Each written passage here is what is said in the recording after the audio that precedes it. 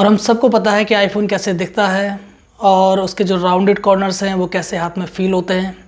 काफ़ी समय से मैं आईफोन 12 प्रो के बारे में अपने विचारों को इकट्ठा करता रहा हूँ और ये समझने की कोशिश करता रहा हूँ कि पूरी आईफोन 12 लाइनअप में आईफोन 12 प्रो का क्या स्थान है, क्योंकि इस पूरी लाइनअप में एप्पल ने 4 नए आईफोन्स लॉन्च किए हैं। सबसे छोटा जो आईफोन है वो है आईफोन 12 मिनी, उसके बाद जो बेस वर्जन है आईफोन 12, उसके बाद आईफोन 12 प्रो जिसके बारे में हम आज इस वीडियो में बात करेंगे, और जो सबसे बड़ा है high and the biggest and the mightiest iPhone 12 वो है iPhone 12 pro max. IPhone 12 pro के अतिरिक्त बाकी तीनों फ़ोनों पे मैं वीडियो बना चुका हूँ और अपने जो दृष्टिकोण हैं उन्हें मैं रख चुका हूँ। और जैसा मैंने कहा कि मैं बहुत समय से ये सोचता रहा हूँ कि आईफोन 12 प्रो का जो इस आईफोन 12 लाइनअप में जो स्थान है वो क्या है। उसके पीछे कारण है, जैसा कि नाम से पता चलता है कि आईफोन 12 मिनी आईफोन 12 सीरीज़ जो कि पिछले साल लॉन्च हुई, अब तक की लेटेस्ट आईफोन सीरीज़ का सबसे छोटा स्मार्टफोन है। और ये कुछ स्पष्ट कारणों के लिए बनाया गया है, ख़ासतौर से उन लोगों के लिए जिन्हें एक लेटेस्ट आईफोन चाहिए लेकिन एक बहुत ही कॉम्पैक्ट साइज़ में। तो आईफोन 12 मिनी की जो कैटेगरी है वो मुझे समझ में आती है। मुझे समझ आता है कि वो किन लोगों को टारगेट करने के लिए एप्पल ने डिज़ाइन किया है। उसके बाद आईफोन 12 जो कि बेस वर्जन है इस आईफोन 12 सीरीज़ का, और उसका स्थान भी मुझे समझ में आता है कि 6.1 इंच स्क्रीन के साथ ये आईफोन रेगुलर साइज का जो एक आईफोन है उस साइज को ये आईफोन रिप्रेजेंट करता है और उन लोगों को जो इस साइज में एक आईफोन को चाहते हैं उन्हें टारगेट करता है। और कई सारे कारण हैं जो आईफोन 12 से जुड़े हुए हैं जो उसे इस पूरी लाइनअप का सबसे बेस्ट स्मार्टफोन बनाते हैं, और उन सारे कारणों पे मैंने आईफोन 12 पे जो वीडियो बनाई है उस पर मैंने उन सारे कारणों पर रोशनी डाली है। अगर आपको आईफोन 12 के बारे में और ज़्यादा जानना है, उनके जो लिंक हैं वो डिस्क्रिप्शन में मैंने दिए हुए हैं, आप उन लिंक्स पे क्लिक करके कभी भी उनकी वीडियोस देख सकते हो। और जैसा मैंने कहा कि आईफोन 12 के साथ कई सारे कारण जुड़े हुए हैं जो इससे बेस्ट आईफोन बनाते हैं इस आईफोन 12 लाइनअप में। जैसा कि सबसे बड़ा जो कारण है वो है प्राइस। एक रेगुलर साइज का आईफोन जो 6.1 इंच स्क्रीन के साथ शुरू होता है उसमें सारी फीचर्स हैं, जैसे कि processor A14 bionic, operating system iOS 14, same screen protection technology जिसे एप्पल ने काफ़ी एडवर्टाइज़ किया कि ये 4 टाइम ज़्यादा स्ट्रॉन्गर है कंपेयर टू पिछले मॉडल्स में जो भी स्क्रीन टेक्नोलॉजी एप्पल ने दी थी।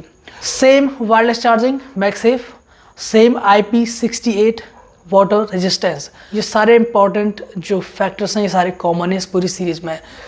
और जब इतनी सारी सिमिलर फीचर्स आपको, इतने सारे सिमिलर एस्पेक्ट्स, इतनी सारी सिमिलरिटीज़ आपको एक रीज़नेबल प्राइस में मिलती है, जिस प्राइस पे आईफोन 12 को एप्पल बेच रहा है 799 के प्राइस पर, तो वो जो कॉम्बिनेशन है वो आईफोन 12 प्रो को इस पूरी लाइनअप में एक बेस्ट कॉम्बिनेशन बनाता है। सारी बेस्ट फीचर्स का निचोड़ आपको आईफोन 12 मिलता है और वो भी एक रीज़नेबल प्राइस पे है।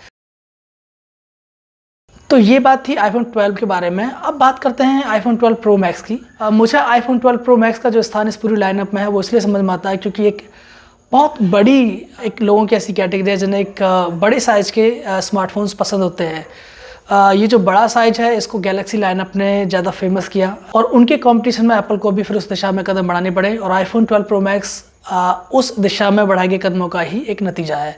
और एक बड़े फ़ोन के साथ जो कॉमन बेनिफिट्स आपको मिलते हैं, जैसे कि एक बड़ी बैटरी, बड़ी स्क्रीन, कंपनियां कुछ और भी फीचर्स ऐड करती हैं। जैसे अगर आईफोन 12 प्रो मैक्स की बात करें, जैसा कि मैंने वीडियो में बताया भी है कि उसमें जो कैमरा जो सिस्टम है वो पूरी तरह से नया है। जो मेन सेंसर है वो 47% लार्ज है कंपेयर टू बाकी की जितनी भी आईफोन्स हैं आईफोन 12 सीरीज़ लाइनअप में।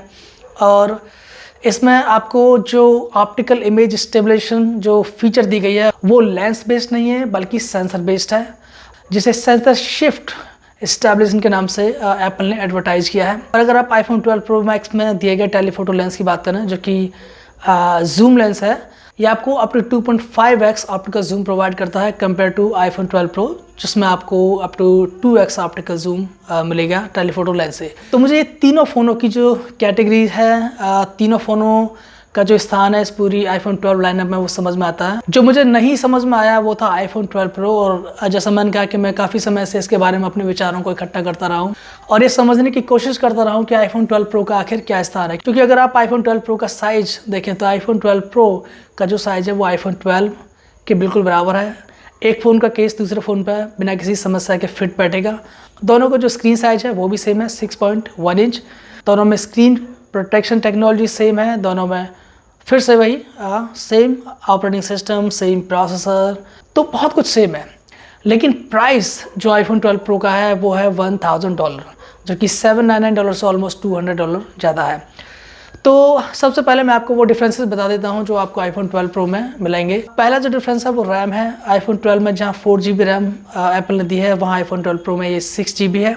आईफोन 12 में जहाँ आपको 2 कैमरे मिलेंगे, 12 megapixel main sensor and 12 megapixel ultra wide, वहीं आईफोन 12 प्रो में 2x ऑप्टिकल टेलीफोटो लेंस भी दिया गया है, जो खासतौर से जूम फोटो लेने के लिए काम आता है, या फिर अगर आपको एक वीडियो में जूम करना हो तो उन कारणों के लिए इस टेलीफोटो लेंस को फ़ोनों में दिया जाता है। मैं नहीं जानता कि कितने लोग जूम फोटोग्राफी या वीडियोग्राफी शूट करते हैं। अगर आप मुझसे पूछना चाहें तो मैं जूम लेंस बिल्कुल यूज़ नहीं करता हूं, और ये इसलिए नहीं है कि मैं यूज़ करना नहीं चाहता हूं।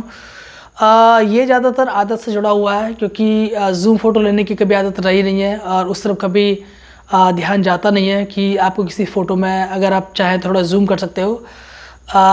तो ऐसा मुझे लगता है कि मैं अकेला नहीं हूँ, और बहुत एक बड़ा समूह लोगों का ऐसा होगा जो जूम फोटोग्राफी या वीडियोग्राफी में इतना फोकस्ड नहीं होगा। और अगर ये लोग आईफोन 12 प्रो के बारे में, उसे ख़रीदने के बारे में सोचते हैं, तो मुझे नहीं लगता है कि ये उनके लिए एक बेटर डील हो सकती है, क्योंकि अगर आप जूम फोटोग्राफी में नहीं हो तो फिर कुछ भी ऐसा नहीं है जो आईफोन 12 में आपको स्टैंड आउट फीचर के तौर पे आपको इम्प्रेस कर सके आईफोन 12 प्रो के बारे में।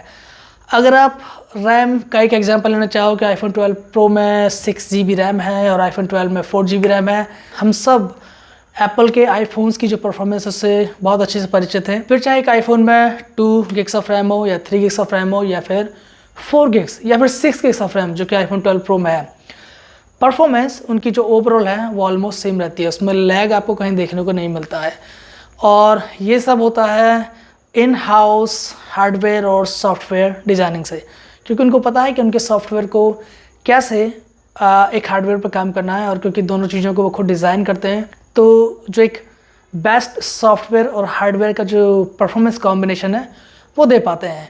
और इस कारण कभी भी फिर चाहे वो आपने आईफोन 4 लिया हो, 4S लिया हो, 5, 5S, 6 और 7, 8, जितने भी आईफोन्स आपने पास में यूज किए हों, परफॉर्मेंस वहाँ पे कभी भी आपके लिए कंसर्न नहीं रहा होगा। मैं आईफोन 12 प्रो को आईफोन 12 से ही कंपेयर कर रहा हूँ इस समय, क्योंकि दोनों में कम से कम $200 का फ़र्क है, और फीचर्स कम से कम 80% सेम है, 2 फीचर्स को छोड़ के। एक रैम जो कि 2GB ज़्यादा है आईफोन 12 प्रो में, और एक एक्स्ट्रा कैमरा, एक जूम कैमरा।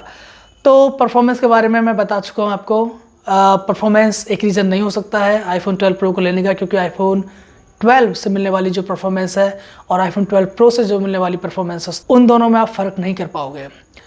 जूम कैमरा, अगर आप बहुत ज़्यादा जूम फोटोग्राफी और वीडियोग्राफी में, तो मैं समझ सकता हूँ कि ये कारण हो सकता है आईफोन 12 लेने का। या फिर प्रो लाइनअप में एक फ़ोन चाहिए, फिर चाहे आप उसे एक स्टेटस सिंबल के रूप में दिखाना चाहते हैं, या फिर प्रीमियम और सटल कलर्स के लिए जो आईफोन 12 प्रो में एप्पल ने दिए हैं, ये कलर थोड़े ज़्यादा प्रीमियम दिखते हैं कंपेयर टू आईफोन 12, और ज़्यादा सटल भी।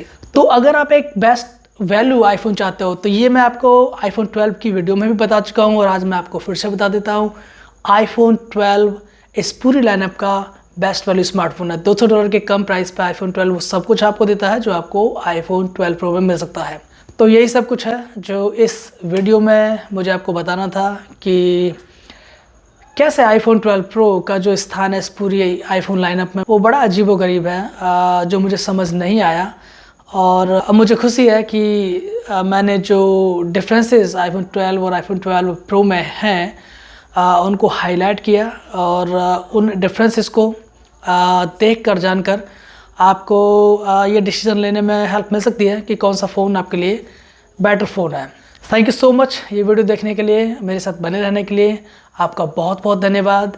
अगर आप नए हैं और पहली बार ये वीडियो देख रहे हैं या इस चैनल पर आए हैं, तो प्लीज़ सब्सक्राइब माय चैनल और बेल आइकन को क्लिक करना मत भूलना, क्योंकि बेल आइकन पे क्लिक करने का मतलब है कि जब भी मैं एक नई वीडियो पोस्ट करूँगा, जैसा कि मैंने आपको पिछली वीडियोस में भी बताया, तो उसका एक नोटिफिकेशन आपको मिल जाएगा और आपको पता चल जाएगा कि हाँ, मैंने एक नई वीडियो पोस्ट की है। तो इस तरह से आप वो वीडियो मिस नहीं कर पाओगे। तो आप सबका फिर से बहुत धन्यवाद और मिलते हैं अगली वीडियो में।